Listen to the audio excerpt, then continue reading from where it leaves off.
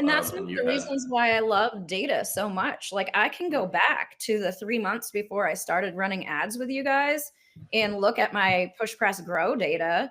And I can see my website leads, I can see rate requests, I can see Facebook stuff. And all of that was a trickle. And then started running paid ads with you guys, and it turned the faucet on. It amplified everything. It's not just, and I was trying to run Facebook ads by myself back then too. Now I don't have to worry about it because you do it for me. But amplified everything coming in through Facebook ads, through Facebook Messenger, through the website, through rate requests. Everything just turns on and opens up when you start running paid ads. You're an inspiration to our entire organization. Welcome to the Gym Marketing Made Simple podcast. We're going to be talking the done-for-you marketing and sales strategies proven to work with boutique fitness gyms to increase quality lead flow and grow your revenue. Don't try to be a professional marketer and waste tons of money. Let the experts at LASSO do it for you. And now, here are your hosts, Blake Ruff and Sherman Merritt.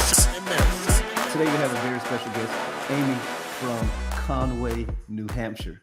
See the way I know exactly what city you're from. Got it now. Yep. Aimee owns Swift River in Conway. Gym been around forever. Aimee, thanks for hanging out with us first and foremost. We appreciate your time. Yeah, thanks for having me. Let's talk about the gym a little bit. Let's talk about you a little bit. Let's start us off for someone that doesn't know you. How long have you had the gym?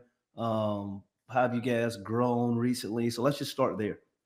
Yeah, we just had our 10-year anniversary on February 14th this year. So we're actually having a huge anniversary party on Sunday. We've got like half of our membership from the gym coming. It's going to be amazing.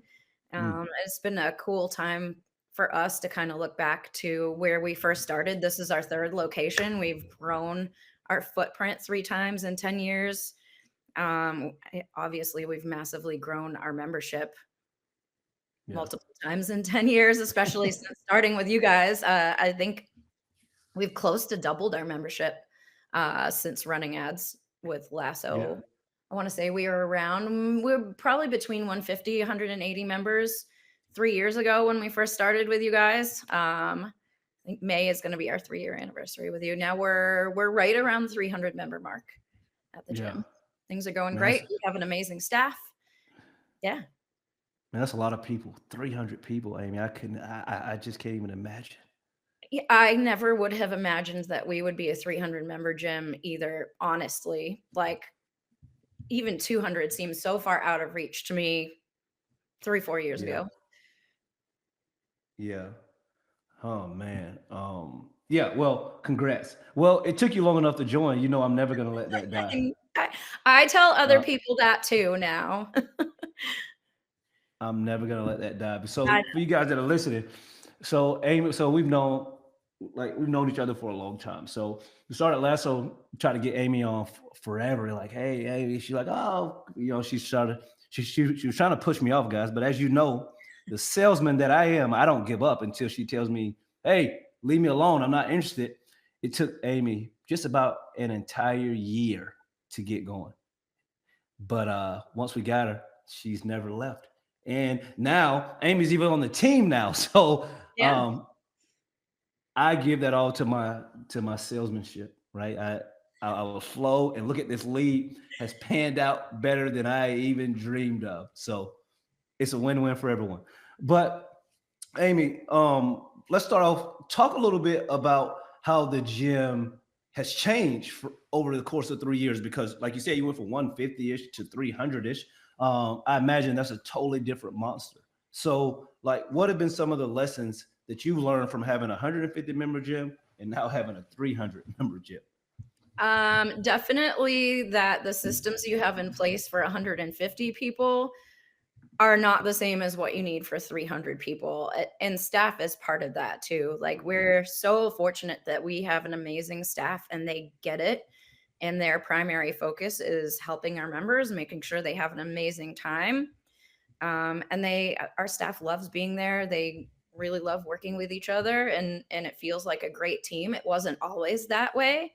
And that's something we had to navigate through too, but I discovered when we started running the gym like a business that I love systems, and that's what needed to be put in place to make sure when I'm not there, the team knows exactly what their roles are and what they need to do, especially when it comes up to talking to leads, getting new members signed up, and then what does that new member experience look like, feel like when someone comes in for their first personal training session, all the way through making sure they're really successful coming into classes.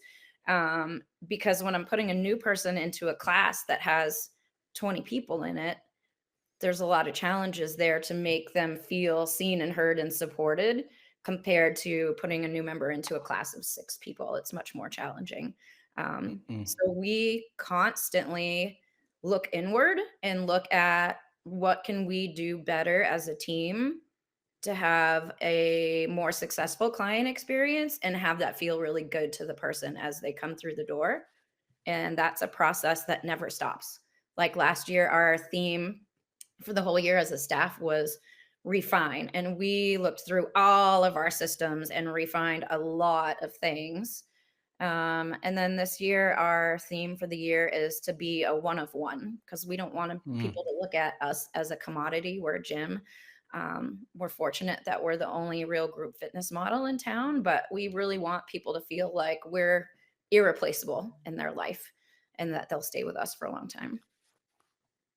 That's good. So, you said something, you said the one-on-one. So I'm going to jump right to where, because as soon as you said one-on-one, I was thinking about the Pinnacle group that we're starting. Yeah, I'm so And excited. yeah, because so for you guys that don't know, we're starting a Pinnacle group for, basically high-level gym owners. You have to be doing at a minimum 30 grand per month to even get invited to the group or, put in your application for the group. But our goal is to take gym owners from 30K to 50K to 100K to 150K. And we're going to do that by focusing on the gym, right? We're not going to be, we're not going to get into real estate and other stuff. Nothing wrong with that stuff. That's just not what we're doing with the Pinnacle group. And one of our big things is we're trying to make sure all of these gyms are basically one of one, right?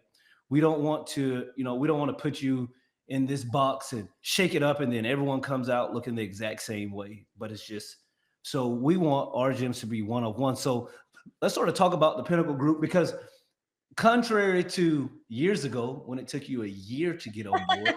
I was just going to mention that. When we rolled out the Pinnacle group, you were actually number one. You were the first one to jump on and say, hey, I'm in. You didn't even ask questions. You were just like, I'm in. So let's sort of talk about that. Like, what has you so excited about the Pinnacle group and moving forward with it?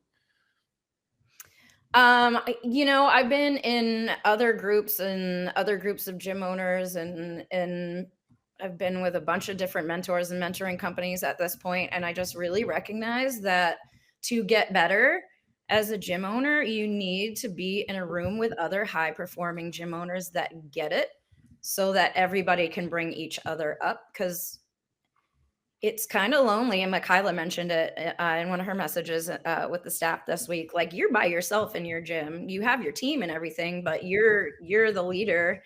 Everything flows up to you. You need to have other people around you that are dealing with the same things, but are also doing it really well at a really high level. Got you. Okay. No, I mean, for me, that's why, the Pinnacle group sort of, personally, selfishly excited me so much, because I love being in the room with other high performers that are driven, motivated, right? Yep. I get that everyone's not wired that way, right? Like even all entrepreneurs are not wired the same way, right? Like they're just not. So, but for me, when we create this group, that's why we were so clear on, we're focusing on taking gyms, whether that's one location, 2 locations, whatever. We're trying to get you to scale your numbers. We're not going to deal with, breeding flamingos and all this other stuff that you can do on the side to create revenue. We're focusing on taking the gym to the next level. So who breeds flamingos? You don't think people breed flamingos? How do you know one person that breeds flamingos? No, I don't personally know a person, but Google it. I'm just curious where that came from. So Aimee, are you saying it's lonely at the top? Is that what you're saying? Yeah, it can be. I mean, that's part of the value in being in a group of other people that are dealing with the same things that you are. And the other thing Like you can be in your own bubble as a gym owner too, but you don't know what you don't know. And until you're in a group of other people that are doing things slightly different than you, or even doing it better than you, like that's how you're going to grow and get better. You can't just stay in that bubble, or it's just going to stay stagnant and stay the same forever. So let me ask this. So what takes Swift River in your mind, and granted, like it may change, from where you're at now to $100,000 a month gym? What do you think that you're looking for in the group to like get there and fill that gap? So like if somebody's listening to this, like, yeah, I can relate because you're doing what, like revenue? Around 50.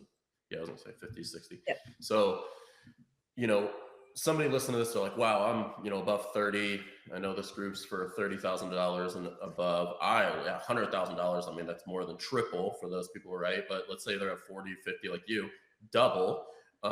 Even that sounds massive, you know, 2x what you're doing now. But what do you think needs to fill the gap in between those two? And or even what are you looking for in being around people that are doing $100,000 to learn, you know, what they're doing that, you know, you think that you can improve on?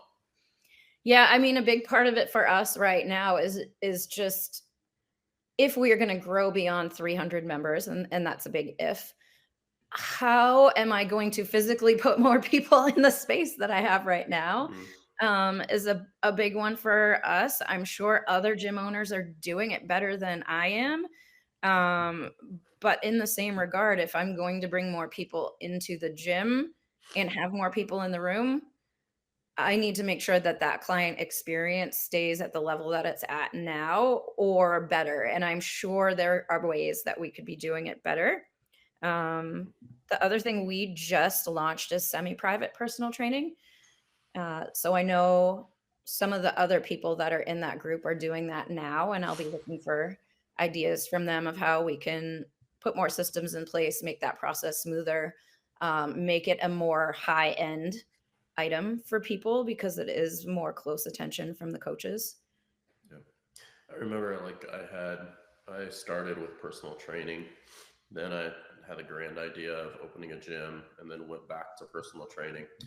And my clients were very high CEOs and things like that. And, you know, for those people, it's really, they're just looking for something that really is quality, but also just fits their schedule. Like when you get to the people that are like CEOs of 16 hospitals and things like that, truly what they care about is time. They know they can't buy back time. Does it fit my schedule? Am I getting the most out of my time? And money's like not a big deal, right? Because really those people are thinking, I just want to be healthier longer and be able to do the things that I want to do. So I think there's, you know, when you do personal training, and this is just me thinking, there's that like group that are like, well, this is expensive. And then you really have to do a very high customer experience. And not that you should have a high customer experience, but also at the time when you get into like the top 10% of people that are like really, really wealthy, they're just looking for one specific thing because they know that like they have everything else. Like they don't need this like massive like hand holding thing. They're like you, right? They end up being like entrepreneurs. They're like, I don't need a ton of hand hold. I just need to show up, do the thing, and get out. And I need the results, right? So I think that's one thing too. But yeah, and I don't know. Do you have, Sherman? Do you have anything else to ask about Pinnacle? Because I was gonna kind of switch. No. That was it. No, that was it. So Aimee, you're one of our coaches here at LASSO, and you work with the majority of a lot of clients from anywhere from doing, you know, 10,000 to 50,000 a month. And we just did a podcast. It'll either come out, you know, 2 before this or 1 before this about like who's an ideal client for LASSO. And we really said about $15,000 doing revenue wise. Granted, there's stipulation. Like we talked to a guy the other day that's doing 8,000, but he's like, you can't imagine how low of overhead I have because he's in the middle of nowhere, right? But for the most part, what do you see from your perspective? We did our own, but what?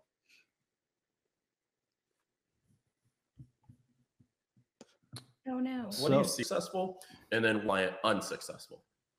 Now, we couldn't hear your question because you broke up. Blake. Okay, can you hear me now? A little bit. Okay. It says trying to reconnect. Make sure you have a stable internet connection. This is the first time my internet hasn't worked. Am I back? I know, it's usually Yeah. No, it's not me. You guys can't hear me? Yeah, we hear you. We hear you Yes, now. no? Yep. Yeah. Okay. Yep. Well, hopefully the podcast group, we should probably mark that. They can edit that part out. So what makes a client successful versus unsuccessful with running paid marketing? Or even like when they're running paid marketing, getting a good amount of leads, what have you seen working with clients that like, hey, these are what the top 10% do? Because like, you talk to people, you're like, I want to do the top 10%. I want to avoid what the other 90% are doing wrong. I think that the number one thing, at least from what I've seen, is mindset from the client, being open to, hey, this is what is going to work for you with your ads. This is going to work for you. What's going to work for you when you're talking to leads, how to book them, how to set up your system so that everything feeds everything.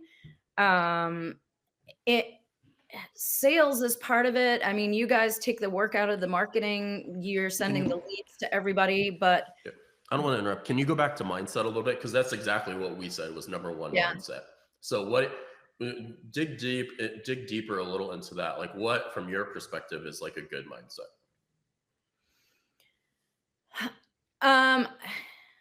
Just being open-minded to what could I be doing better to get to where I want to be? Because there's always things that we could be doing better. And it goes back to what I was saying before about you don't know what you don't know. Like if what you're doing in the past hasn't been working and hasn't been growing your gym, then being open-minded to, hey, let's make this one change and see how this affects what you're doing. Or let's not book to a free trial like you've been doing because it hasn't been working. Let's book to a consultative meeting where you're actually going to talk to people and see what it is that they need and get to know them and let them know, like, and trust you. And then you can say, hey, this is what you really need to get to where you want to be. Like, that's a huge part of the process too. Yeah. What do you think, going back to when you first started? So if you guys didn't listen, Aimee was on like the second or third podcast we had. It took Aimee over a year to sign up with LASSO. So what mindset shifts did you have to have personally in the last 2-3 years from when you signed up? I mean, I'm going to just go way back to before I signed up with you guys. Yeah. It took me a year because I was afraid of spending the money to run the ads. And I realized over the course of that year that nothing changed in my gym. I had exactly the same number of members. I was making exactly the same amount of revenue. Nothing changes if you don't change something, right? The definition of insanity, doing the same thing and expecting a different result. And finally, I was like, I have to try. I have to do something different or this is never going to grow. And yeah, that I took the chance and it made all the difference in the world. For sure. And then I think too, like you said, right? Like it's like that, oh my gosh, like, because gym owners are like, well, nothing's changed, right? And then something does change, adding paid marketing, but then they think that like that wasn't the result of it, even though for the past year it's been the same. And it's like, ew, let's just be real here and be honest. That's the only variable that did change, right? And so I think that's a huge thing. And that's one of the reasons why I love data so much. Like I can go back to the 3 months before I started running ads with you guys and look at my push press grow data. And I can see my website leads. I can see rate requests. I can see Facebook stuff. And all of that was a trickle. And then started running paid ads with you guys and it turned the faucet on. It amplified everything. It's not just, and I was trying to run Facebook ads by myself back then too. Now I don't have to worry about it because you do it for me. But amplified everything coming in through Facebook ads, through Facebook Messenger, through the website, through rate requests. Everything just turns on and opens up when you start running paid ads. And the data shows it. And I think that's one of the things we said too, right? Like the top 10 reasons, top 10 things that make a client successful is trusting the data, not trusting your feelings. and going off what you think is working or how you feel. It's actually looking at the numbers and taking your emotions out of it, looking at it objectively. 100%. I think that's something we do really well in our gym with everything at this point. Like, I have my instincts on things as an owner. Yeah, but I want to see, what does the data say? Like, cancellations. What does the data say about how many times people come to class on average before they cancel? What can we do to influence that number now that we have a number? And we'll change one thing. Did that change things? Did that change our churn? But for us, it's like that with everything. Yeah, no, I like that. I think that, you know, that's one of the things that we hear like a lot as well, is people they'll be like, well, you know, if I change this, or let's change multiple things at once, and then we always tell them, no, let's just slow down, because if we change multiple things, we don't know what to, like, what was the sort of thing that moved the needle. So I like that you said, oh, we're always listening, we're always doing this, but then we'll change one thing to see if that moved the needle one way or the other.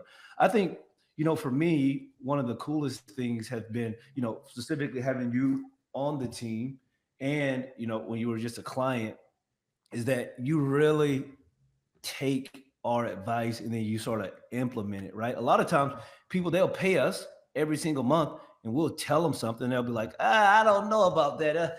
Nah, let me just keep doing it my way. And I'm just like, what is the point of you paying us? Because remember, we're not like some of those marketing companies people worked with in the past, you know, flash in the pan, they plan on selling out. So they're just trying to get as many clients as possible. But for us, we want to see our members, our clients absolutely crush it. So anything that we tell people is because we have the data to say, hey, we've seen this work time and time again. So if we tell you this, you probably should do it. And I just think that's hard for a lot of people, because I remember when we first started the company, one of the questions we would get quite often is, why are you different than insert gym marketing company? I was like, I have no idea, but this is what we do and this is how we operate. And then I started realizing that, okay, we're sort of the antithesis of what people are used to, right? Like, people are not used to having real humans that they get to talk to, that when they're running their marketing, if they have a question, they can send an email or a Slack message and get a response the same day, you know? And I was just like, oh, okay, I see why people are so apprehensive when they're working with marketing companies, because, you know, we've sort of been preyed upon as the CrossFit / micro gym community with all of these quick fixes and stuff like that. And, you know, that's one of the things I enjoy. Like, when I go on podcasts and I'm guest speaking and stuff, I like to tell people up front, hey guys, if you're looking for the 30 clients in 30 days type marketing, like, that just isn't us, right? Like, we're not those guys. We're not going to promise you, hey, we promise you we'll get you 52 clients in 13 days. If you don't have to pay. Like, we just don't do that type of stuff. Like, a huge testimonial for us, Aimee, is sort of similar to what happened to you. You start with us, and then a couple years later, 3 years later, now you go from X amount of members, X amount of revenue, to doubling that, right? That's a huge testimonial for us, because, you know, most real, quote unquote real, not taking shots at anyone or the gym community, but most real companies, they have marketing departments, right? And when things slow down, they don't say, oh, everyone in the marketing department, you're fired. Like, company isn't growing fast enough. But obviously we see that happen often with people that come in with the wrong mindset. They'll be like, okay, so I've been doing this marketing for 6 months, and yes, I've increased my MRR by $5,000 per month, but that's still not enough. I thought it was going to be, you know, $20,000 per month in 5 months. So for me, how do you think people's mindset should be when they first start, right? Like, what should they be thinking? Should they be thinking, hey, this is going to take 2 years, or this is going to take 2 months, right? Like, what's sort of the happy space that you feel people should have the mindset around when they're first starting to run paid marketing? I really think a quality over quantity perspective is important. Like, you don't want 30 members to come into your gym as new members in 1 month, every single month. It's going to absolutely crush your systems if you don't have really good systems. And it would make your client experience not very good because you're flooding your classes with a ton of brand new people. So your coaches have like a divided focus. And I've had that conversation with some of my LASSO clients that wanted, like, let's increase ad spend. I want 30 new people. And I'm like, whoa, let's slow down and talk about what that could potentially mean for your gym and what it could mean for churn versus let's just grow nice and steady and slow so that you can grow your systems and your staff as we're doing this thing. Like net 3, net 5, net 10, that I think that's a great place to be every month. I got a question for you, Aimee, and this is kind of jumping. I know you've been in at least 2 different mentoring company. And I'll put you on the spot here. What do you feel like you have learned the advice in, all of your years of ownership and being in mentoring companies? What has been the best advice and what are the worst advice that you've heard? The best advice I'd say, and probably the best thing that I learned is, I've said systems a lot, but creating systems so that things are very consistent in your gym. So your staff consistently knows what to do and what to expect, and your members know what to do and what to expect. So people can have a good experience. That's the best thing I ever learned. And it still serves me today. I'm still learning more things on how to create systems. I would say probably the worst advice is your coaches don't need to be level 3 coaches. Like I took the L3 exam this year. I passed it. It did not make me a better coach. It did not make me a better business owner. I have that credential, but you can grow your staff yourself. You can lead them. You can teach them. You can do staff development and make sure that your staff are all really consistently at least A to B coaches. You can do Aimee, that. getting a level 3, that means that people are going to find you, right? They're going to join your gym because you're a level 3, right? No. Oh, that doesn't happen. Oh, No, I thought that was the case. You get your level 3, level 4, and people just go on Google and they say, who's a level 3 coach that I want to join? Most people that join my gym have no idea what CrossFit even is. They have no clue at all.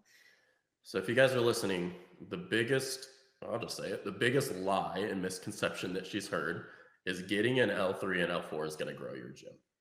So just don't believe it. The data doesn't prove it. None of it shows it. It's just not true. Now, does it I wouldn't even say it makes you a better coach. You could find the most empathetic coach that was an L1 and is the best coach in your gym because they care about people. You want to get a best coach? Find somebody that truly cares about people that are in front of them and wants that person to succeed. That's the best coach. I had a girl that was an L. She actually went and opened her own gym.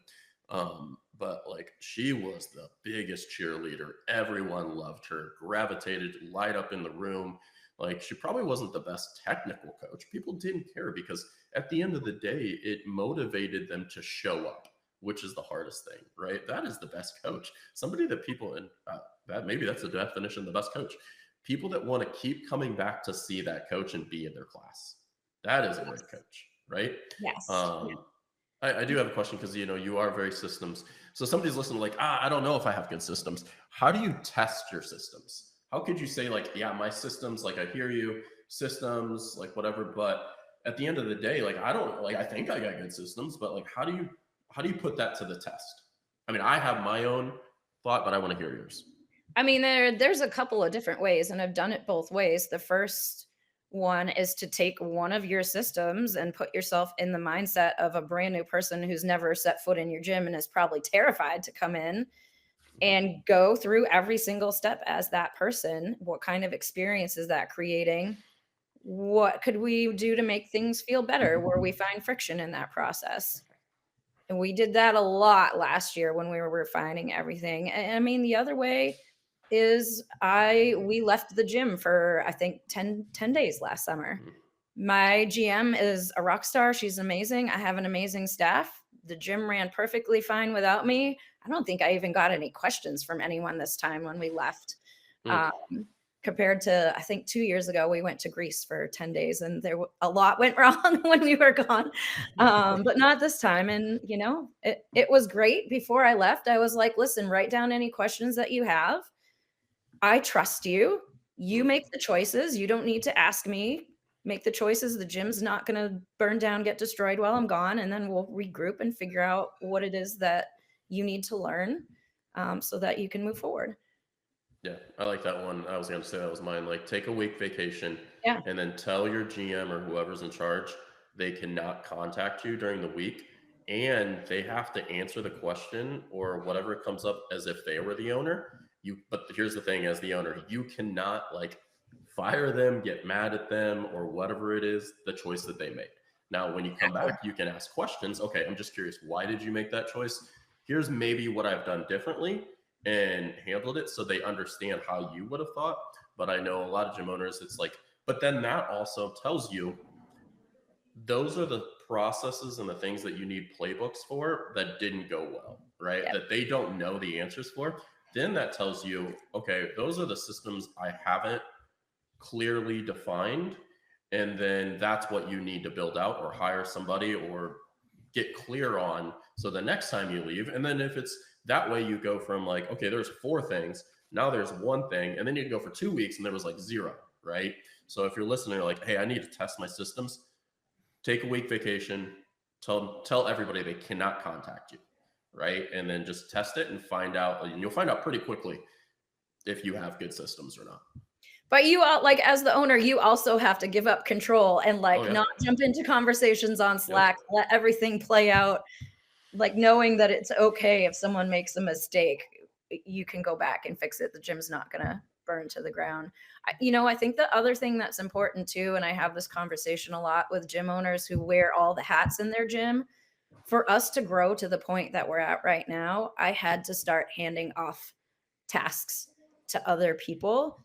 We didn't have an operations manager when I first started with you guys. She's now a full-time employee with benefits. She's amazing. She helps me immensely. But 3-4 years ago, I was just starting to hand off roles to other people. It was super scary for me. And I was like, how am I going to pay someone to be my client success manager? And a mentor was like, how much money do you need to generate to pay someone for 2 hours a week so you don't have to do these things? And it was so simple, but that was such a huge light bulb moment for me because I was trying to figure out how to pay someone for like 20 hours a week. Just start super small. I needed 1 more client that month to pay for that person. And that's I think one big thing for that too, right? Like, if you got a gym that's under doing $15,000, you need to be doing 90%. Like, you need to be doing, like, we're not saying develop systems and you just open your gym. Like, you need to be hustling and grinding and building this thing. Once you get to a point, then it's starting to offload. But here's the key, and you kind of said it, was if you offload something, you should be then doing something that makes you more money. You don't just say, I'm offloading it and whatever, I'm done now, right? Like, maybe when you get to the final thing of you're like, now that's literally it, and now I can step aside. But like, you need to be doing something that brings in clients or is a higher value role than what you were doing with that role. If you're paying somebody $20 to do it, you should be finding something that brings $40 of value in it, and keep doing that until, because offloading that should give you more time to focus on the things that actually grow a gym. So I think that's a big thing for people. It's just like, not just offloading stuff, but don't just, if you're listening to this and you're like under, $10,000, $15,000, like, you just need to be hustling, man. Like, you just gotta work. You opened a business, like, that's just part of it. Like, it sucks at times. It's great at other times, and 90% of the time it sucks. But like 10%, it's great until you get to like where you built it up, where you're like, oh, now this is nice. Yeah, it just takes time and patience to get there. It takes time. It takes time. I think that's one of the, that's one of the things people sort of look over. Even some people come with us, like, we tell them, hey, we're not the 30 members in 30 days type thing. We're the more of a, oh, we're going to take you from 15 grand to 30 grand or 20 grand to 40 grand. But I think one of the things people look over is when you double your revenue, it is definitely going to stretch you, and you are going to do more work, at least in the short term. You just don't double your revenue and be like, oh, everything is exactly the same. I'll just have all this extra money though. Thanks, Lasso. That's not how business works. Like that's not how it works. Correct. That's not how it works. But I think we're going to end it there. We've kept you guys on for a little bit. Aimee, thanks for hanging out with us. Today was great. If you guys want to get in contact with Aimee, she's not hard to find. You can find her. All social medias. I'm around. I'm in the push press group a lot. I help out a lot in there too. Yeah, look at push press group, regular social media. You can find on LASSO's website. You can find on Swift River CrossFit's website. Everything. She's easy to find. So anyone listening want to get in contact with Aimee, reach out to her. But guys, as usual, tell a friend to tune in, and we will chat next week. All right. Yeah. Thank you for listening to the Gym Marketing Made Simple podcast with Blake Ruff and Sherman Merricks. We hope you enjoyed. We believe marketing should increase revenue and not waste money. So book your free call today. Head on over to lassoframework.com. That's LASSOFRAMEWORK.com and find the right words, get more customers, and increase your revenue. We'll see you here next time.